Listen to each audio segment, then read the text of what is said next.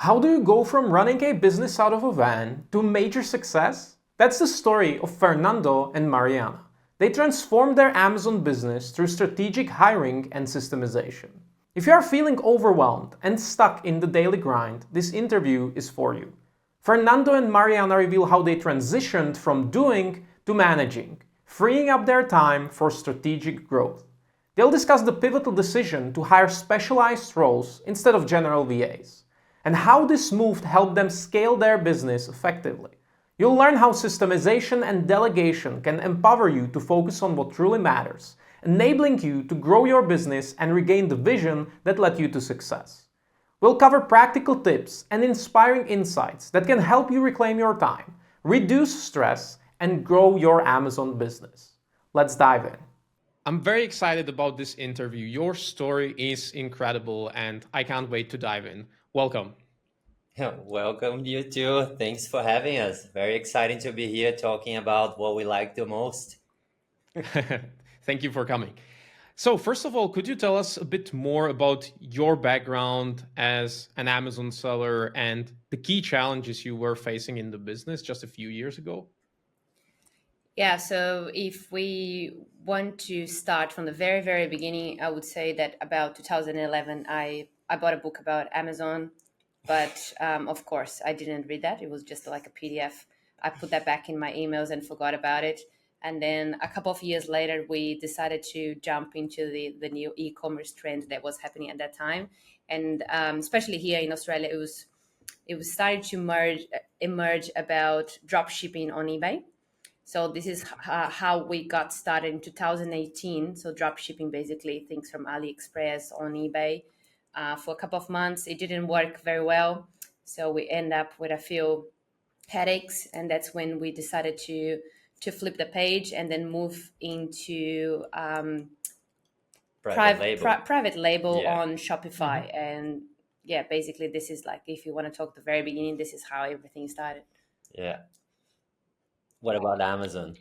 Okay, so yeah, after a couple of years running private label on our own Shopify, we took the plunge and decided to give it a go on Amazon US, which for us at that time, being here in Australia and having a high ticket product, it was a bit of a challenge in terms of taking the risk and doing it anyways. So now, of course, we're glad that we did that. But in terms of the challenge at that time, it was basically Taking the plunge, I guess. yeah. We had some friends, they were selling on Amazon in America, and they were telling us like, guys, you have a product ready to go, you have a brand behind it, why don't you try it? And we were very insecure on trying it because again, it's in the other side of the world. So I think this was our biggest challenge till we got to Amazon, I guess. Yeah, and learning how to navigate Amazon at that time.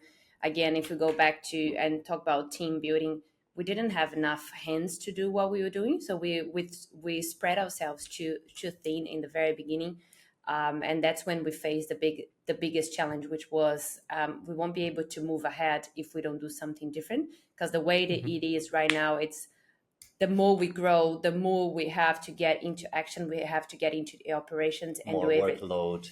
Yeah, and it was not looking any good for us in terms of like what is the why that we started this whole business idea, and everything was to have freedom, to have time, and we're just putting ourselves in a very hard situation where the more we grow, the more we grew at that time, the more we have to work, and this was actually not something that was related to the first why we started the whole thing. Yeah. So let me recap the situation. You were selling on Shopify, you already had the business going, and then you decided to expand to Amazon and essentially learn everything about Amazon and about that new sales channel, the ins and outs. And at that time, you were still doing all of the business, just the two of you? It was the two of us and two general VAs, which most of the times they were doing just repetitive tasks. So everything that was different than the usual daily basis of the business, it would come back to us. So after a little while, just like going on Shopify, Amazon, and then we were in Australia and also in America. You all grew so fast with no organization, no systems, nothing. And it became a nightmare. We were working so much. Everything was coming back to us. And even having those two people to help us out, it was just so overwhelming. And in summary, we started the other way around. So most of people will start from on Amazon and then expand off Amazon, right? We did completely the opposite. So we established the brand here in Australia and New Zealand, and we had everything done through Shopify. And that's when we decided to take the leap and then go to America and then go to Amazon, right? So it was a big, like we had the biggest learning curve into to get the brand off the ground in Australia, and doing that off Amazon gives you it does give you a good, I don't know how to put that, but it makes you a bit more secure because you own everything, but at the same time it's a lot more work. So we were already struggling within 4 people in the team, which is the two of us and then 2 general VAs. But when you have like the general VAs in the very beginning that you just go and hire someone that can do data entry or anything like that, it's good in a way, but also you are not establishing a position. So what that means is this person will do whatever he can, but most of the time things will come back to you because they are too general, right? And that's when we start to face the big challenge that was like, now we are becoming a company, not just like selling one product. So becoming a company, also you need to start to establish who are the people that you need, what is the systems that you need, and pretty much put people in place where you need and also where they can shine. So I think the biggest challenge at the very beginning was to find out that even if we're hiring VAs, it was not helping us that much because we didn't have a system and we didn't have a proper position. So yeah, if I can put that in summary, I think that was the biggest challenge in the very beginning. And I think one of the biggest things that happened with Amazon, as Mari was just mentioning, with Shopify, everything is on your range. So you can do whatever you want. Doesn't mean the velocity. If you're out of stock, it's fine. You can talk to your customers, open a pre-order. But once you are on Amazon, you got to keep your rankings. You got to keep on top of your PPC. Your listings got to be up, your photos, everything. And Amazon, like you wake up in the morning, you have an email saying, your listing is down. And you go like, what can I do? And then you spend 3 hours on the phone with seller support and you just go like, in the end of the day, it didn't do anything. So Amazon itself, it was a really surprise for us. We weren't expecting to sell as much when we got in, but once we got in, it was a huge workload and we didn't have the experience on the Amazon environment. We were Shopify and eBay sellers. So when we got there, it was a huge challenge in terms of getting to know everything, and the workload increased a lot. So yeah, it was tough at the time. Yeah, you mentioned a great point about hiring general VAs, because that's what most sellers I talk to do. They hire, their first hire is a general VA. And as you said, it saves quite some time, but it always comes back to you in terms of deciding what needs to be done, how to do it. And it's not really the leverage in business. So when was the decision you actually made, okay, hiring general VAs is no longer going to solve our issue. We actually need to bring someone on board, ideally someone who has some experience and can be fully accountable for a specific process within the business. So what was your business revenue around that time? Because this is a leap I believe a lot of sellers are afraid of. They say, I don't have the capacity or the resources to hire someone full time. So could you talk a bit more about that?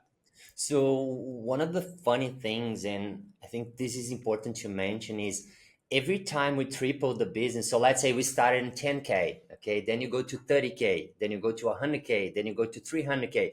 Every time you triple your business, your systems change. You need to do everything different. And up to about 7 figures, we were able to manage ourselves and doing a few things. But once we reached that point, about 7 figures number, early seven, it became a huge workload because it wasn't as easy anymore to keep going with just people doing general things. You had to put someone to manage a thing so you could free that time and do something else. And it's also important to mention that you are smart enough to start to realize that you're working in the operations, right? Not on the business. And then if you put that in a paper and you start thinking about it, you notice that in a matter of time, you're going to be dead because you are operating. The more you grow, the more you operate.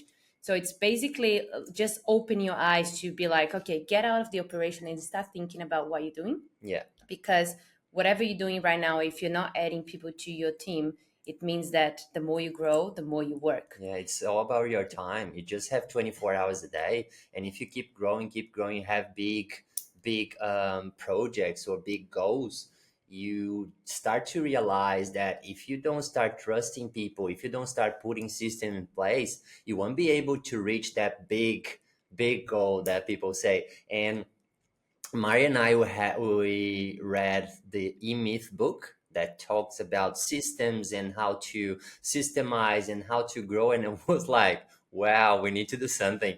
Yeah, We it was definitely it need was to do very something. basic, but that was, I think that was the first book that opened our eyes.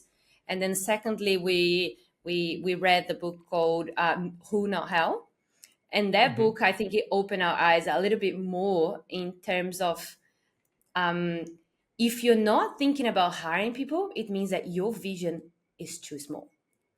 And that was a big leap for us, thinking that we thought that we'll be handling everything, growing because we can do better, we can do faster, and blah blah blah. And then suddenly when that book message hit us, it was like, yes, we are playing very low right now. Yeah, Because basically, if my vision is the size that I want it to be, just I me. I need people. Otherwise, it's just too small, and I'm just gonna be selling my time to be putting into operation, which is not what I want.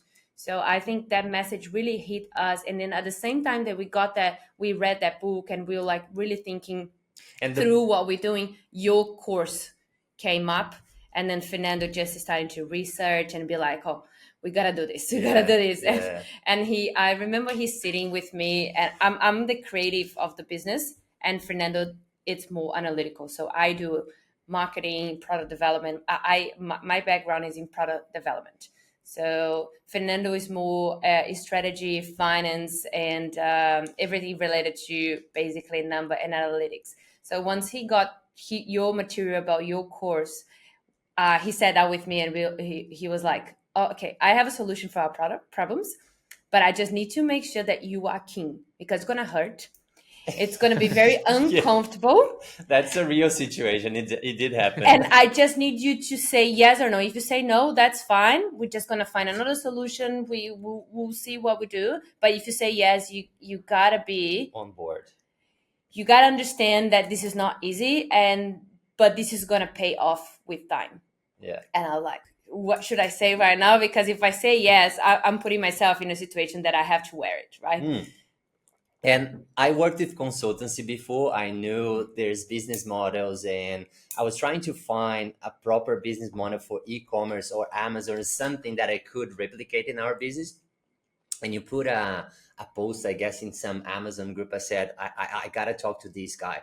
But I come from this background, like finance, consultancy, and I did understand that. But I had my partner in life and business for 10 years. She's a creative. So creative people, they do 10 things at the same time, but they take like 3 months to get to the end of all those 10 things. Then they come together. They do come together. But when you are in business, you realize that, okay, that might happen. But if you think big, again, going to the big goals, you got to have a system in place. So a change of mindset was really, really important to both of us at the time. And making the commitment to go and do it, because now we see the result and we just laugh about it. But at that time, like making the commitment in between, like you feel like you are in a washing machine, naturally speaking, about your day by day operations, right? And then you put something else on the top, it becomes like, I don't know, I'm gonna die. Yeah, it's just like every single task that just comes in front of you, and there's a message from your VA, there's a customer service to reply, and you just become overwhelmed. And you wake up in the morning, you jump in the computer and start just replying to something just automatic. And even like your morning ritual, it was so important for us just to follow that, like the first thing in the morning. Again, now we follow that, eat the frog first and all those things. But at a time, it was really important for us to have like I structure. a structure, Like a something proper to structure. follow. Yeah. And your program was just, yeah, it was just perfect at a time.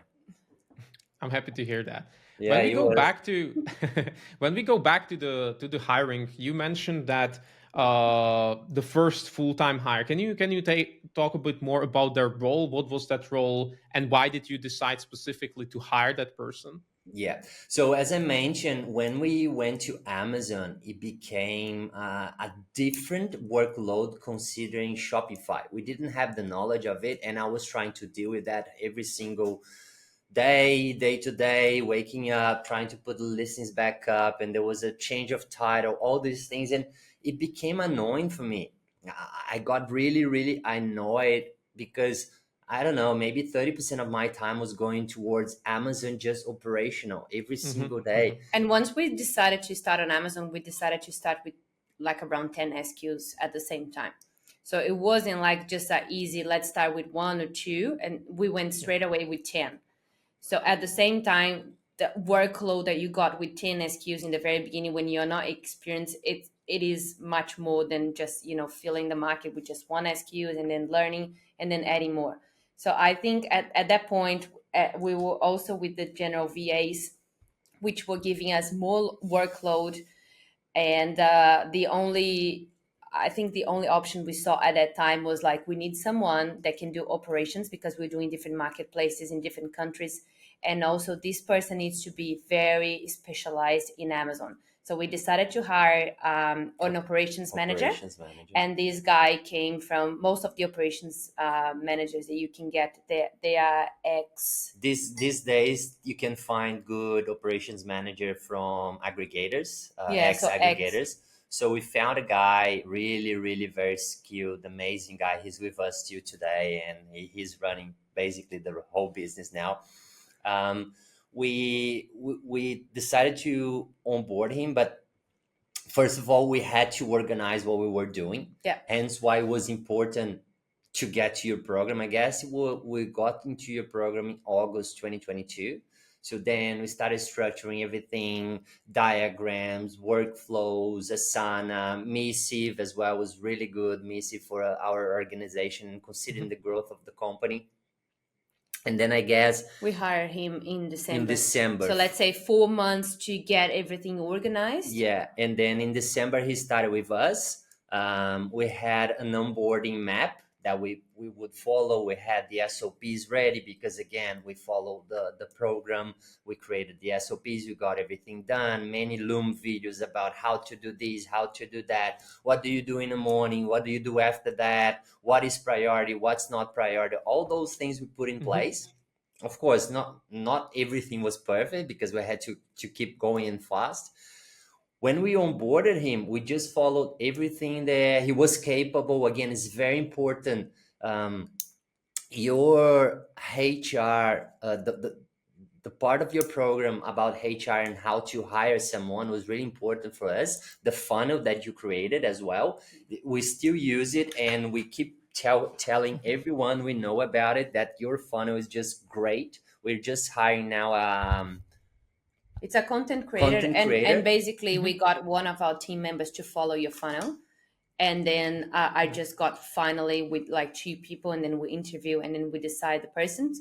And then every person that we talk about your funnel, because your hiring funnel, I think out of the entire program, it is for me one of the best parts. It gets in front of you the 2 or 3 people that they should be in front of you. Yeah. And then you just decide which one to go with. Because sometimes also, like as an entrepreneur, then you start hearing about like you can hire people anywhere, and then you can pay less here, less there, and then blah blah blah, and then you give it a go. Most of the time in the very beginning, you have a better experience. It's not easy to find a good person. And then because of that experience, you give up, or you just be like, oh, I will never find someone. I can do by myself. I'm never gonna find someone as good as me. This sort of thing. But there are A players over there. And lots of them. When we found the guy working with us, Usman is his name. After like 2 weeks, I said, why didn't we do that earlier? The Yeah. guy is so amazing, and I was relentless to do it because you were over controlling. You're a business owner, and you want to be in control of everything. You don't know. He's not gonna be as good as I am. He's gonna do only 80%. That 80/20 rule. But when you onboard someone that's qualified, they are usually better than you in what they do. Yeah, and that's why you have to look for someone that is better than you in whatever you are trying to find. And I think once we got into that mindset and we had the first person that was better than the average, that's when we open our minds to be Yeah. like, okay, now our focus is in team building and hiring. Team building. Up to that point, we were like, yeah, we shouldn't board someone. We were just pushing forward. Yeah. When we can, we'll do it. Once we onboarded a proper person for a proper position with a proper delegation, we said we gotta do that again Yeah. and again and again and Became again. kind of addicted. Yeah, and that was beginning of 2023. So actually the end of 2022, but first month is just doing onboarding. So let's say that the team has been building in this sort of sense for the last 12 14 months. Yeah. And since then, now we have a team of 7 with the content creator now, and it's just great because Mari and I were working what we should be working. Yeah. Not the operations anymore. And we have the right person in the right position. We have an operations manager. We have a marketing assistant because, again, we have Shopify. So we need to have that part. We have a customer service full time. We have a supply manager and Mari and I. So Mari is in charge of product. She's a product designer. So now she only does what she's good at. She gets samples, she looks at products, she's developing products.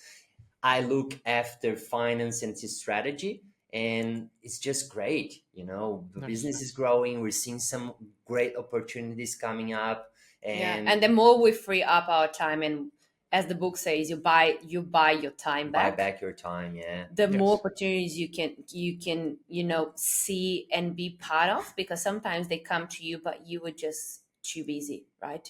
So seeing those opportunities now coming and being able to at least, not necessarily jump in all of them, but be able to analyze and also start to think about what are the people in the industry that I can collaborate with? What are the other brands that they complement my brand that I can maybe do something together?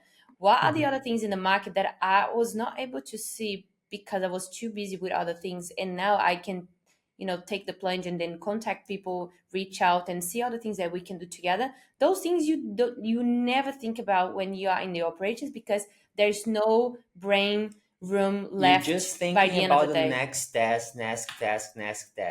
Now with the team looking after not only the daily business, now we created a proper delegation with projects.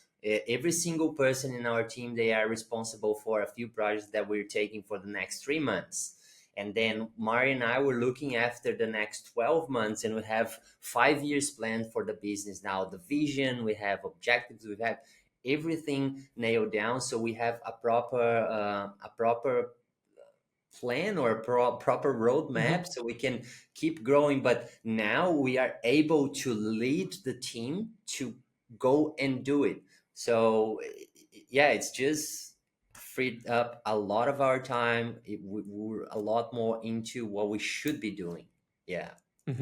Have you had any issues with hiring any bad hires? Because I always say hire slow, fire fast. Did you ever have to fire anyone? Yeah. This Monday. On Monday we hire someone, and then on Tuesday we fired. Yeah. That's it. Yeah. So sometimes even if you go through the funnel, you can have those, but then that's the main thing about the funnel, right? You don't give the no answer for the other candidates. You go with the one that you found that it is the best. You start, and if that one doesn't work, you have at least 2 or 3 the second and the third candidate ready to go, because they've been vetted by your system. Right? They never go to the interview or to the next level if they don't get really tested. And so now, yes, it happened last year. It happened once. I think we had a person for 3 days, and you feel the attitude. and we have a very We're clear. looking for A players. You can see straight away on the second or third day if the person is A player or not. Yeah. And then you just gotta make a decision. Otherwise, in a month's time or 3 months' time, that person will be in your shoulders, and then is your load, is not the person anymore. This is something that we keep telling our team is we are hiring someone to take the load from me and be responsible for that load. If you cannot carry that load, that's fine, but that's not your place. This is not your place. Yeah. You know? So you must own the position, and you must really be the person responsible for that. It's not that you are a crutcher for someone or you attach to something. You really need to own the position. Then you get the people with the right mindset, and they want to own the position, and that's all you. That's perfect for you, because then you can free up your time, because that person will really take that attitude into action, and grow your business. And then you just start with some incentive programs which you can give back to them. The more they do, the more they get, the more the business grow, the more they get. So you just have to start thinking about what are the strategies behind to keep everybody motivated and to keep the vision alive. And it runs automatically with that. Hmm. And since you already hired multiple people, how long does it usually take for them to take the tasks of your plate from the moment you decide, okay, we need someone for this role, to the point where you are there today when they're fully accountable for that particular thing? From my experience, from the day that they start to the day that you can actually just say, look, now you know what to do, I don't need to be next to you anymore, it's 1 month. But I would say that the hardest part are the 2 first weeks. The 2 first weeks, you gotta be available. Yeah. You gotta meet them. So what we do in this onboarding process, the first week, first day we meet for 1 hour. The next few days we meet for half an hour, which is basically questions about what you did on the last day. Second Mhm. week we meet every day for 15 minutes. And then from the third week we just have the normal meetings, which is the team meeting and then the position meeting once a week. I think it takes a little bit longer depending on where you are at or how organized you are to actually make the decision and create the Yeah. position for the person. Because it's not only about the person coming in and getting the load. You got to organize the task that you want to pass on to this person. Otherwise, the person will come in and you don't know what to do. The person doesn't know what to do. And again, that person is behind it. So it's very important for the person in charge of the hiring before that is to create the proper position, create the roadmap, create the onboarding plan, and everything is on your on your on your um, program again. Yeah. So we basically just copy and paste everything, but we get everything ready for that person. So we organize the sauna, we organize the schedule, we organize the hours, we organize how long it's going to take. So everything is ready to go. When the person jumps in, you want to have little friction as possible, because your job is to deliver the message straight away. The more you can get the message out in the very beginning, the more they get contaminated with the message. And the message is the vision for the business, not about like, oh, you have to log in into this app or that app, right? You got to use the time with them just to kind of infect them with the vision of the business, and not about the actual operations. So the operations, you do everything basically copy and paste it, or you do the roadmap, you do the videos, and then you duplicate that to other people. But you make sure that all the back end is ready to onboard them, because your time with them is very precious in the very beginning, to set the standards of your business, to set the vision, and really show them like how important is their position now, because without them you're not going to grow, right? So you need them to understand how important they are, and how much effect they're going to have in the entire team if they do well and if they do bad. So setting up the standards in terms of what is failure and what is success, what do you expect, those things are very important in the very beginning, because then you set the standards and you know that people will work and they will understand your standards, they will understand your vision, and sometimes they won't. But then it's good that happening in the very beginning, because you have time to start over again, because you want the people that have the right attitude, that meets with your and matches with your business and your vision, right? So the beginning for me, it's very important. The first very week is where I see if the person has the attitude that I need, or if they're going to be dragging my team down. And for me, because I'm building a team, it's very important that I don't let anyone to come in that does not have the right attitude, because that person will put my entire team down. And I don't want to put the 14 months of my work down because someone is coming in and that person is rot, right? So for me, getting the attitude straight away in the very beginning, it is the most important part. And giving the vision, well, where we're going and how much this person can grow and can help, I think it fires them up, and it's just what you need in the very beginning.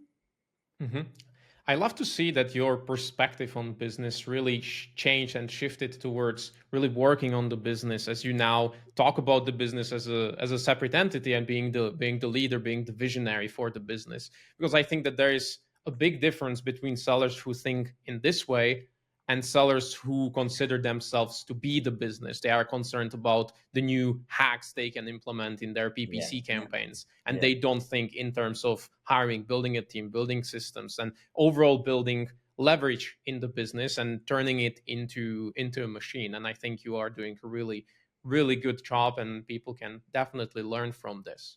So also in terms of your time, and your enjoyment from the business, because it seems now that you are able to do something that you enjoy more, as where you can operate, as I say, in your zone of genius, whether it's product development or the analytical part of the business. So I believe that a lot of people start the business to achieve freedom, but then they trade the time to grow the business, and suddenly the only way out is to selling the business. But I always say that there is a third way, and that's basically doing what you're doing right now. Yeah.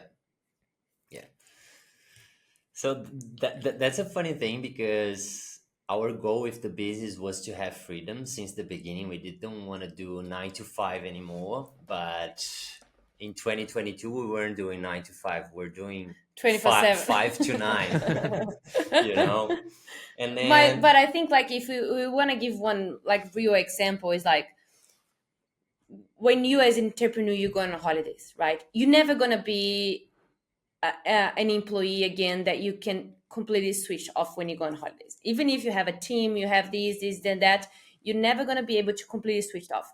But we can go on holidays, well, we can go away for whatever reason it is, and my team will keep it afloat for at least 30 to 40 days. yeah, Afloat and growing a little bit. Of course, it's not going to be me trying to grow, because my job now is to grow the business, right? So it's not going to be me trying to push the business to grow at the ratio that I want. But basically, my team can keep the business afloat. And most of the Amazon sellers that we talk to, and this is like a major concern, is you go on holidays and you literally fucked up when you come back. yeah, there's Because a huge backlog. And for you. regardless if it's 5 days or 50 days, the amount of Days. things that you have when you come back, it's major. Yeah. And I think that's a good point to compare now what it is to have a team. It doesn't mean that you're gonna have a very peaceful holiday somewhere that nothing's gonna happen. If something happens, you gotta tackle. But at generally least speaking, you, like, the business can run without you. And I think, just coming back to what you said, Michael, in terms of freedom, our day before, it was basically in front of the PC here in the office that we have our setup. That's perfect. We have a big screen. We're super productive here. Now we can just get the laptop and go somewhere, and we have a meeting 15 minutes or 20 minutes with our team member. They know what they're doing. Before, like, I was in charge of supply chain, making sure everything was in the right place at the right time and not too much, stock and all those things. And I was overwhelmed because it's difficult to do that. And then you got to do more customer service. Amazon is yelling, everything comes up. Now I have this person, she's a specialist on that. So I go to her, I tell her, like, we need to have this is the plan. This is how much growth we're expecting for the season. Make it work. Of course, she's gonna need to liaise some things with me, but that's the 20 minutes meeting. once or twice a week if she needed. Like this week, our business is seasonal, so we're coming to summer in the northern hemisphere in June, July. Now I had this week 2 meetings with her just to make sure everything will be ready, and it is just perfectly. And I was like, wow, it's much better than I would do, and and 20 minutes, that's it. So our workload, it moved from being in front of the computer doing things to be more freely and having meetings. So we now have meetings, maybe sometimes 3-4 times a day, but they are like just a quick meeting to touch base to see how this project is going, how that project is going. Do you need help? Are you going to achieve the result we need at the time that we planned? If not, why not? What's going on? Do you need my help? Do you need to hire someone? What else is happening that we are not aware of? So it's more like just to touch base and see what's going on. So our workload now can be managed from literally like a computer or even a phone, just to talk to our team members and make sure that they are on top. And because we set up projects where everybody in our team, even customer service, so just an example, like you don't think customer service will be involved in any project, right? So when I have a new product that I need someone to test a product, my customer service has a project to find that person to test my product. Or for example, now he's on a project to set up a new chat bot for the website. So this is it's a 3-month project. It's to keep them motivated as well. It's not only doing the same repetitive tasks every day. And human beings, they want to be challenged a little bit. So we are giving them the task and say, if you need, this is something in your area, go and try, do it. Yeah.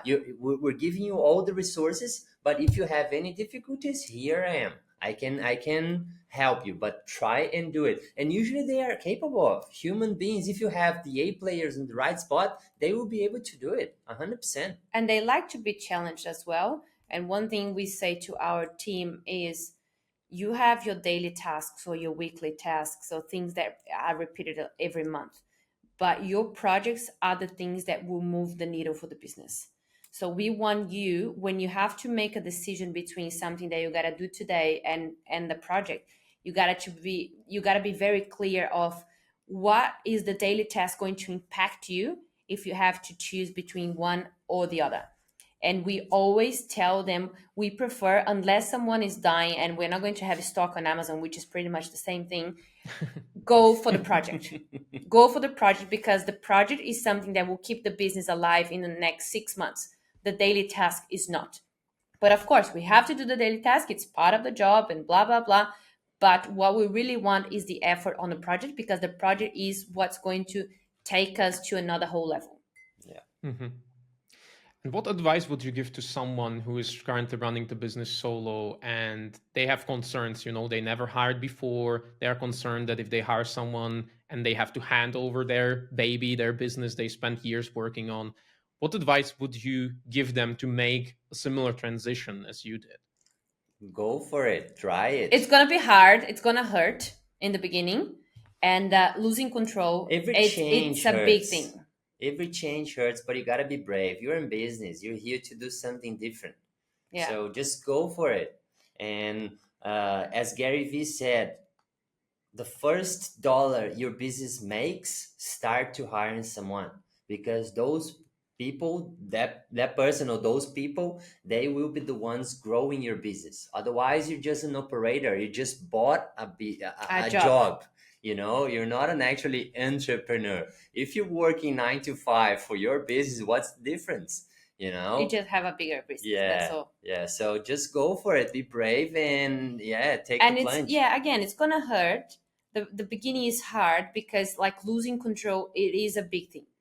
You always think that something will go wrong, and it will. But it will scale up to you to the point that you should be dealing with the problem. If the problem is not big enough for you to deal with, someone else should be dealing with it. So just get the right person in the right position. It might not be the first one, might not be the second one, but it's worth it. Keep trying. Yeah. You will find the right person. There's a lot of experienced people they are out over there. They are definitely over there. The thing And is, they we gotta be hungry. They are hungry. They want to get the opportunity. As we wanted to get the opportunity, they want to get the opportunity. They want to be heard. They want to have the on hands, and we give them the opportunity to grow, to tackle challenges. So they are there. You just gotta find them. Yeah, so it's more like I believe, like in summary, what we could say is, if you want to be a smart entrepreneur, first of all, you gotta understand that if you're doing yourself, it means that your vision is very little. So you need a bigger vision to start with. Secondly, there are A players over there, but you as a smart entrepreneur, your job is to understand how to find them. And this is the hardest part because we have not been trained to be an HR or to understand how to hire them. So I think understanding about how to hire the A players, which is not just putting a job post and just uh, skimming the resumes. This is not how it works. I think our job is to find it for each company. Of course, you can have a scheme, but adapt that to your company, which you can get the A players to the final interview with you without much effort. And then you see, because you talk to them, you see the results because they have to perform tasks and things like that before they get to the interview. In our case, so it's basically the interview. It's just more like I need my gut to feel if this is the person or not the person. Sometimes my gut is wrong. Sometimes my gut is right. I would say 80% is fine, but sometimes it's wrong. But then I get the gut feeling on the Monday when the person starts straight away, right? So it's more like training yourself to be the person that can hire people, that can deliver the vision, can keep the good ones, and keep motivating them with your vision and with whatever resources you have or whatever resources you want to give. Sometimes it's not money, sometimes it's attention, sometimes is just listen to them, sometimes it's like their mom is sick, send money to help with the mom sick. So sometimes it's like send a pizza on their birthday. So think differently. How can you make a difference in their lives? Even send a letter on their birthday. Just do something different, but build this like team environment where you deliver the vision in a way that is so strong that nobody can say no. And the ones that say no, they are not to They're be in not your for you. team. They are not to be in your team. And that's it. So people live and breathe the vision and whatever your brand wants to put up there. Amazing. Thank you. Thank you. This was super valuable, and thank you for your time. Not at No all. worries. It's a pleasure to be here. We love talking about it and helping other people too. Yeah. Nice. Bye-bye. No worries. Thank you. Thank you for joining us today. Fernando and Mariana's journey highlights the power of determination and the importance of building a skilled team. By shifting from daily operations to strategic growth, they transform their business and personal well-being. Remember, working on your business, not just in it, can help you reclaim your time, reduce stress, and reignite your passion. In our next video, I'll break down the exact process Fernando and Mariana use to build their team, step by step. Whether you are hiring your first employee or optimizing your existing approach, this guide will help you systematically hire the right team members to scale your Amazon business. And if you need one-on-one help systemizing your Amazon business and building a team, make sure to check out the link in the description. See you next week.